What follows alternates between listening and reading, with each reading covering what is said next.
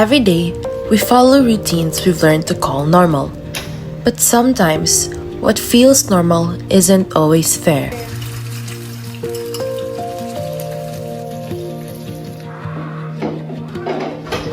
Kas, bangon na! Marco, ay mong uniform, mabalin mo ng tansya. Alin mong lunch, naara dire! Bangon, bangon! Sige, dali mo bangon dire. Kuha na. Marco, ikaw tulog-tulog eh. Marco! Marco!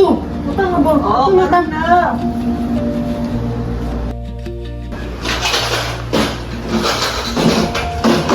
Mama, igadali ko siya pero hindi. Gamay ha. Kalyon. Ano, Claudette? Iyato lang si Muna. Ah, malampi yung dali na. Manami ko. Napa. Okay, ma.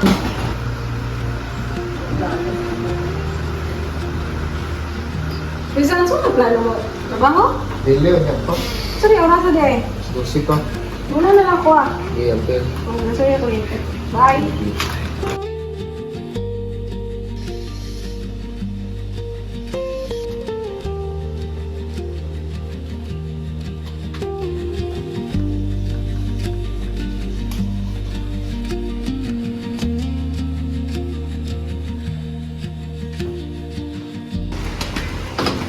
Ma, I'm home. Hello.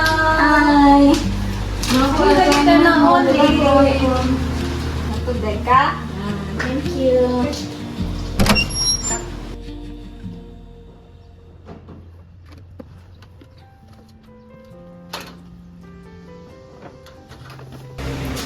Eleven plus 5. 11 sa ulo. Ay, asa nga kape? Ako, ito, pagpili mo lang mo. Bago nagpipili ako kabo. Hindi na nga, nagpatulog pa yung anak. Wag ya pa ipagkakaan dili. Guys, og kape. Huwag mo natin, iwag diri wala. Ako pagkaligat man yung anak. Bisan palihapon na to, ang akong na luto. Ay, pagkalat-kalat nila, baka kaya ko nang mga gani. Ma, 11 plus 5. 16 na ha. 16 sakto na sa pagdagay mo dito. Bago na mo kikpabo. Alright, ikaw. Say, ako ra! Okay, ikaw may mo inom. Wala, bigyan akong trabaho din balaya? Ako. Ikaw may babae diri nga ano wag ya kung ninalimpya tong balay. Bigyan ako rin bahay. Usa ako rin nagpuyo ang balaya? Gutom na kay ko na sa mga tibok adlaw taga-trabaho. Wow, ako gani, buntag sa'yo. Na nagkuhan, mga atiman, di kay ko ninyo. Ano may oras? Tugo kay tong balay. Hapon na. Thank you, Marco. Babae na to, gawan ka. Ay, pagtuwag-tuwag sa Hoy, pag-inom sa daw mo, babe. Kasi pudet na minaw. Na, saan mo anak naas? Uy, nakawin naman day ka. Kung sa man mo ang kuhan, giguba man ginam torch. Very intense, auntie. Dagan kay babae. Gusto maminaw. Saan? Bigong na tay. Masaknan tani pa ko, wala ra batahan ng hit. Sir, may oras. Gabi naman kayo. Aman magikan. Sorry pa.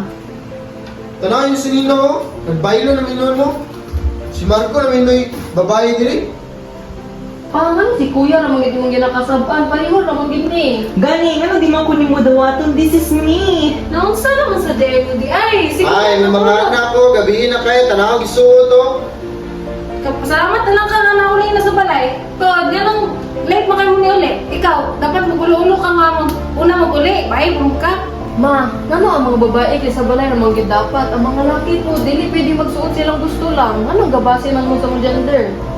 Disiplina man na. Pa, wala man ko gibuhat nga daotan. Gusto lang kong mahimong ako. Dili man ni makadaot sa amo. Wala mo kasabot sa akong punto. Ikaw, sa pagkakasabot sa mga pang bate. Ay, pagtubag-tubag Ay, niya. lang daw, please, stop. Nang tawag ko sa kahitabo, pamilya ba yata? Pero sige ra tag-away.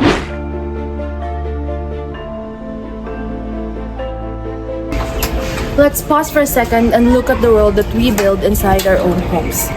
Every day, millions of women carry a heavy double burden, working a full-time job, only to come home and manage the entire weight of unpaid domestic labor alone. But exhaustion shouldn't belong to only one person. This isn't just about chores, it's about the rigid gender expectations we force people into. Gender shouldn't dictate who cooks, who cleans, who provides, or who is allowed to show vulnerability. Being a man shouldn't mean hiding your feelings under the pressure to provide. And being a woman shouldn't mean carrying the struggle of caregiving alone. If we don't change this, we simply pass these limits to the next generation. We have to realize that equality doesn't start in our schools or workplaces. It begins at home. The moment we share responsibilities and stop defining people by their gender, and because we are not just roles to be played. We are human beings, and we deserve to lift each other up, not box each other in.